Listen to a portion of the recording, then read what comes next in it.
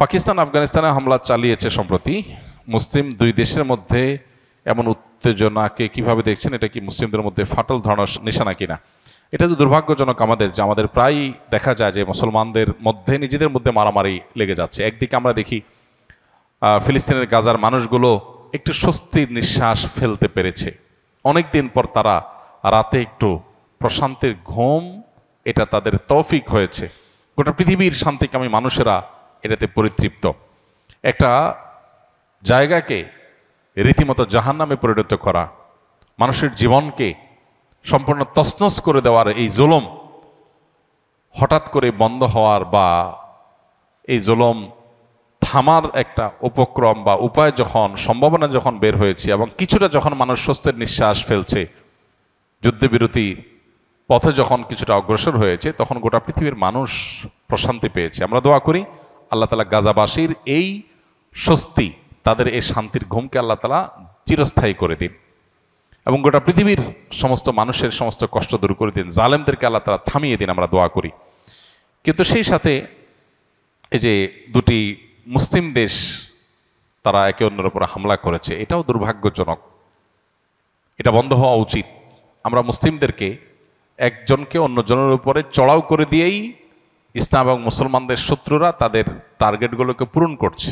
এটা দুর্ভাগ্যজনক বাস্তবতা। তাদের চাহিদা পূরণ করছে, তাদের লক্ষ্যগুলোকে পূরণ করছে, মুসলমানদের মধ্যে ডিভাইড অ্যান্ড রোল গেম খেলে। অতএব এই উভয় প্রতিবেশী মুসলিম দেশ সর্বোচ্চ ধৈর্য এবং সবরের পরিচয় দেওয়া উচিত এবং সহিষ্ণুতার পরিচয় দেওয়া উচিত। আল্লাহ রাব্বুল আলামিন এই উত্তেজনা দূর করে দিন এবং মুসলিম মিল্লাতের জন্য ক্ষতিকর সমস্ত পদক্ষেপ থেকে সবাইকে বিরত থাকার তৌফিক দান করুন।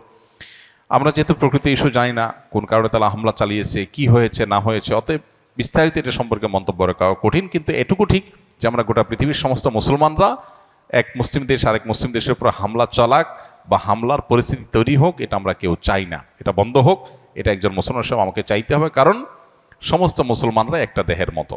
অতএব এক অংশ আক্রান্ত হলে অন্য অংশ কষ্ট অনুভব করবে, আমরা সেই কষ্ট অনুভব করব।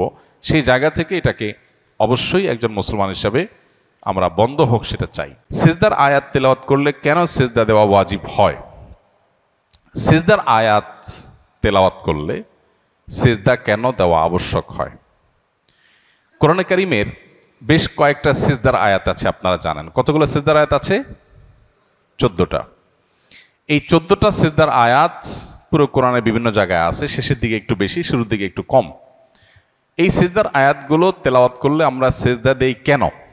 এর উত্তর হলো, এই আয়াতগুলোতে হয়তো সিজদা দেওয়ার নির্দেশ আছে সরাসরি, তখন আমরা সেটাকে সাথে সাথে তামিল করার জন্য সিজদায় লুটিয়ে পড়ি। এটাই নবী সাল্লাল্লাহু আলাইহি ওয়াসাল্লাম আমল করেছেন, শিখিয়েছেন।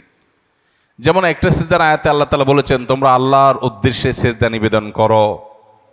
এই আয়াত তেলাওয়াত করার পর নবী সাল্লাল্লাহু আলাইহি ওয়াসাল্লাম সাথে সাথে সিজদা লুটিয়ে পড়েছেন, যেহেতু আল্লাহ নির্দেশ করেছেন, সাথে সাথে সেটার উপর আমল করেছেন। আমরাও সেটার উপর আমল করে সিজদা করি।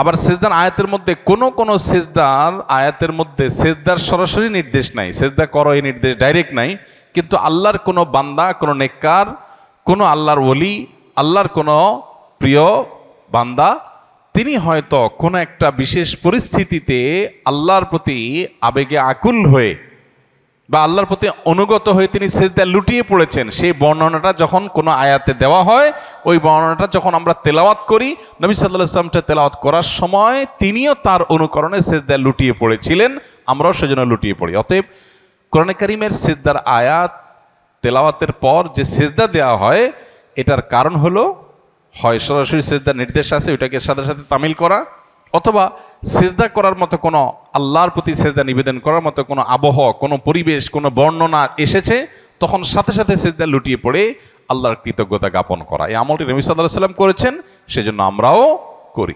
এমনকি যদি এই লজিক্যাল কারণ নাও জানা থাকতো, নবীজি সাল্লাল্লাহু আলাইহি ওয়াসাল্লাম করেছেন, সেজন্য আমরা করি। এটাই হলো সবচেয়ে সলিড এবং সহজ উত্তর আমাদের জন্য।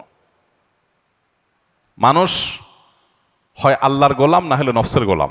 যারা নফসের গোলাম তারা বিভিন্ন লজিক খোঁজে, তার নফস তাকে বিভিন্ন লজিক দিয়ে ঘুরে বেড়ায়। লজিক বলতে পৃথিবীতে আসলে কোনো কিছু নাই। আজকে যেটা লজিক্যাল, 100 বছর পর সেটা ইললজিক্যাল। মানুষের যুক্তি বুদ্ধি এটা কোনো স্থায়ী কিছু না, এটা পরিবর্তনশীল, তাই না? বিদ্যুৎ যখন আবিষ্কার হয় নাই তখন ওয়ালে টিপ দিলে ওই দিকে লাইট জ্বলবে, এটা কি যৌক্তিক কথা ছিল যখন বিদ্যুৎ ছিল না পৃথিবীতে? যদি পৃথিবীতে বিদ্যুৎ যখন আবিষ্কার হয় নাই তখনকার মানুষকে বলা হতো যে ভাই এখানে টিপ দিলে ওখানে লাইট জ্বলবে, ফ্যান চলবে, আবার এখানে টিপ দিলে ওই জিনিসটা ঘোরা বন্ধ হয়ে যাবে, এটা যদি 200 বছর আগের মানুষকে বলা হতো তারা বলতো এটা কি যৌক্তিক না অযৌক্তিক? বলতো পাগল নাকি, গল্প দেওয়ার আর জায়গা পাও না, না এটা কেমনে হবে? কেউ বুঝতো না। তারা বুঝতো হাত পাখা, তারা বুঝতো পাখা টান নাড়লে রাজা বাচ্চারা বসে থাকতো, দুইজন মিলে টানতো, এটা তারা বুঝতো। তাদেরকে যদি বলতো ভাই এখানে সুইচ দিলেই ওখানে ইয়ে হয়ে যাবে, কার্ড দিলেই টাকা বাইর হয়ে যাবে, ফ্রিজে রাখলে পানি ঠান্ডা হয়ে যাবে, এগুলো আবিষ্কার যখন হয় নাই তখন মানুষ বুঝে নাই। তখনকার মানুষের কাছে এই জিনিসগুলো যদি বলা হতো সেগুলো কি তারা এটাকে লজিক্যাল বলতো না ইলজিক্যাল বলতো? ইলজিক্যাল বলতো, অযৌক্তিক বলতো। এখন যেটা আপনার বুঝে আসতেছে না ইসলামের, কেন বুঝে আসতেছে না? কারণ আল্লাহর টেকনোলজি আপনি ধরতে পারেন নাই, সেজন্য বুঝে আসতেছে না, আপনার কাছে ইলজিক্যাল মনে হচ্ছে। এই জন্য ইমানদার সে তার লজিকের গোলামি করে না, সে আল্লাহর গোলামি করে। সে বলে আমার আল্লাহ বলছেন, দ্যাটস ইট, শেষ, আমরা বোঝার দরকার নেই। অতএব কিয়ামত যত নিকটবর্তী হচ্ছে তত বেশি ফিতনাগুলো বাড়ছে। আল্লাহ আমাদেরকে হেফাজত করুন। সম্প্রতি একজন আলেম রাসূল করিম সাল্লাল্লাহু আলাইহি সাল্লামকে সংবাদ বাহক বোঝাতে গিয়ে সাংবাদিকের সাথে তুলনা করেছেন, বিষয়টি কতটুকু যৌক্তিক বলে মনে করেন? প্রথম কথা হলো যে নবী করিম সাল্লাল্লাহু আলাইহি সাল্লামের শানে, আল্লাহর শানে, দিনের এ জাতীয় কোর ইস্যুগুলোতে কথা বলতে আমাদের অনেক ভেবেচিন্তে কথা বলতে হবে, অনেক দায়িত্বশীলতার পরিচয় দিতে হবে। আমি যদি মনে হয় যে অতিরিক্ত কথা বলার কারণে, অতিরিক্ত চাপ নেওয়ার কারণে আমার দ্বারায় ভুল হওয়ার সম্ভাবনা অনেক বেশি, তাহলে সেই চাপ কমাতে হবে। কারণ বিষয়টা অনেক স্পর্শকাতর। নবী করিম সাল্লাল্লাহু আলাইহি সাল্লামকে সাংবাদিক এটা কোনোভাবে বলা যায় না। তিনি সংবাদ, ওহির বাহক ছিলেন, ওহির বার্তা পৌঁছে দিয়েছেন আমাদের কাছে। তিনি রাসূলুন আমিন, তিনি নবী আল উম্মি। তাকে আল্লাহ তাআলা যে সমস্ত উপাধিতে ভূষিত করেছেন আমরা সেই উপাধিগুলো তাকে দেব। এর বাইরে আমরা নিজেরা কোনো উপাধি যদি দেই যে উপাধিটা তার শানকে ছোট করে, তাহলে সেটা তার শানের খেলাফ, তার শানের সাথে যায় না। মানুষ হিসাবে এরকম স্লিপ অফ টাং বা মানুষ হিসাবে এরকম বলার ভুল যদি আমাদের হয়, সাথে সাথে আমাদের সেটা স্বীকার করে ইস্তিগফার করা দরকার। আমাদের কেউই আমরা ভুলের ঊর্ধ্বে না, আমাদের সবারই কম বেশি ভুল হয়। ভুল হলে সেটা কারেকশন করা উচিত এবং ভুলের রেশিও কমিয়ে আনার জন্য আমাদের খুবই দায়িত্বশীলতা এবং খুবই সচেতনতার সাথে দাওয়া পেশ করা উচিত। আল্লাহ আমাদেরকে তৌফিক দান করুন। প্রচলিত অর্থে যারা সাংবাদিক তাদের একটা ডেফিনিশন আছে। নবী সাল্লাল্লাহু আলাইহি সাল্লামকে এই শব্দ দ্বারা যদি ভূষিত করা হয় তাহলে নবী করিম সাল্লাল্লাহু আলাইহি সাল্লামকে এই ছাঁচে ফেলা হয় এবং একজন সাংবাদিকের মতো করে তাকে মানুষ কল্পনা করবে, ভাববে, যেটা তার শানের খেলাফ, যেটা তার শানে যায় না। তিনি যে আল্লাহর পক্ষ থেকে পাওয়া প্রাপ্ত সংবাদ বা আল্লাহর পক্ষ থেকে প্রাপ্ত ওহী মানুষের কাছে পৌঁছে দিয়েছেন, এটা প্রচলিত অর্থে সাংবাদিকের সংবাদ পরিবেশন করার সাথে তুলনা করার মতো নয়। অতএব এটা শব্দ চয়নগত হয়তো ত্রুটি। তো এই ত্রুটিগুলো আমাদের যেন না হয় বা কমে আসে, সেজন্য সতর্ক থাকা এবং পাশাপাশি ত্রুটি হলে সাথে সাথে সেটা সংশোধন করা দরকার। কোনো এক ব্যক্তি বৈধ মান্যত করেছেন যে কোনো একটি ক্রিয়া সফলভাবে সম্পন্ন হওয়ার উদ্দেশ্যে ঘটনাক্রমে তার সে উদ্দেশ্য পূর্ণ হতে বেশ সময় লেগে যায়। ফলে মানতকারী ব্যক্তি তার কৃত উক্ত মান্যতটি ভুলে যায়। তবে তার এতটুকু মনে আছে যে আমি এই কাজটি পূর্ণ হওয়ার জন্য কোনো একটি মানত করেছিলাম। তাহলে এই পরিস্থিতিতে তার করণীয় কি মানত করেছেন সেটা তিনি জানেন না, কিন্তু মানত করেছেন এতটুকু মনে আছে। তো যদি যেই চাওয়া পূরণ হওয়ার ভিত্তিতে মানত করেছেন যে আল্লাহ আমার এই জিনিসটা হলে আমি এটা করব, ওইটা যদি পূরণ হয়ে যায় তাহলে তার মানত পুরা করতে হবে।